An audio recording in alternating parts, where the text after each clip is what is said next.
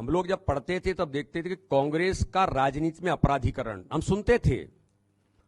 और पढ़ने में गुंडिज्म क्या होता है राजनीति में हम लोग देखते थे। मैं किसी के बारे में बहुत ऐसे शब्दों का उपयोग नहीं करना चाहता, लेकिन इस मध्य प्रदेश का नेतृत्व कर रहे कांग्रेस के जो नेता हैं उनके बारे में भी उस रीजन में क्या धारणा थी ये लोग बेहतर तरीके से जानते हैं। आज कांग्रेस की सूची जो कल आई है, उस सूची में आने के बाद फिर साबित हो गया कि मध्य प्रदेश के अंदर राजनीति में अपराधीकरण, रजिस्टर्ड क्रिमिनल्स, जिनके ऊपर घोषित अपराध नहीं, ऐसे अपराध जो संगीन अपराधों की श्रेणी में, जिन पर पुलिस ने इनाम जारी करके रखा है, लंबी फहरिस्त है अपराधों की, 54 एफआईआर, ऐसे अपराधियों को टिकट देना। दूसरी ओर महिलाओं के प्रति मैं प्रियंका गांधी से पूछना चाहता हूं, कांग्रेस के नेतृत्व ने जब वहां डिस्कशन किया होगा तो क्या योजनाबद्ध तरीके से आपने मध्य प्रदेश की हमारी उन माताओं बहनों पर जिन्होंने अत्याचार करने के प्रयास किए, जिन्होंने इस प्रकार की भूमिका निभाई कि जो बहन आपकी ही कांग्रेस की बहन है, एक नहीं, लगातार इस प्रकार के प्रकरण आते रहे और महिलाओं पर इस प्रकार से उन्हें प्रताड़ित करने के आरोप जिनके ऊपर रहे, उन लोगों को भी टिकट देने का काम कांग्रेस के नेतृत्व ने किया है। तो अपराधीकरण, भ्रष्टाचार में लिप्त, महिलाओं के उत्पीड़न के आरोपी, जो लोग ट्रेन के अंदर हमारी बहनों से छेड़छाड़ करते हैं, उनको टिकट दे रही है कांग्रेस। तुम बैठ जाओ ना, बात करेंगे ना ऐसे लोगों के लिए। और मैं 144 की सूची में एक बात और कहना चाहता हूं, क्या कमलनाथ जी आपके छिंदवाड़ा जिले के 7 के 7 विधायक नाकारा हैं, या उनके खिलाफ भारी एंटी इनकम्बेंसी है,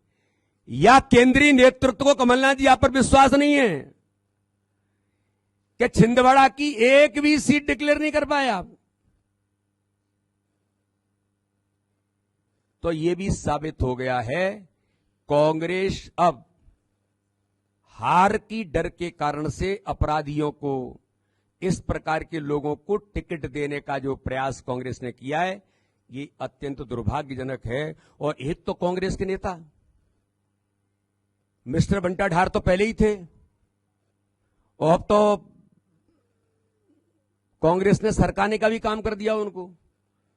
और इतने भारी नाराज हुए कि कल चर्चा है मीडिया के अंदर समाज में कि उन्होंने कांग्रेस से इस्तीफा दे दिया। अब भाई इस्तीफा आप खुद जारी करवा रहे हो, मीडिया में, हमेशा मीडिया में हाईलाइट होने के लिए करवाते, और वो रिकॉर्डेड है। उनके बारे में मुझे लगता है मुझे कुछ कहने की जरूरत नहीं है, पूरा देश जानता है कि फर्जी ट्वीट करना, फर्जी पत्र जारी करना, फर्जी पत्र किसने जारी किया था? इस पर प्रियंका गांधी की एफआईआर हुई, जयराम रमेश की एफआईआर हुई, यही कांग्रेस के नेता हैं, यही दिग्विजय सिंह है, मिस्टर बंटा ढार, यही कमलनाथ हैं, जिन्होंने फर्जी पत्र जारी करके दिग्विजय सिंह पीछे हट गए और फर्जी पत्र जारी करके प्रियंका गांधी जी को उलझा गए। तो ये फर्जी पत्र जारी करने की परंपरा और चरित्र इन्हीं कांग्रेस के नेताओं का है। दिग्विजय सिंह ने इस्तीफा खुद और दूसरों से जारी कराया, और भाजपा के हमारे कार्यकर्ता के ऊपर एफआईआर करने की बात कर रहे हैं।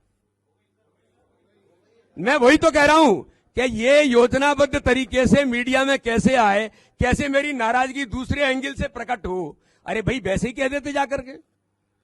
जब कांग्रेस का नेतृत्व आपकी सुन नहीं रहा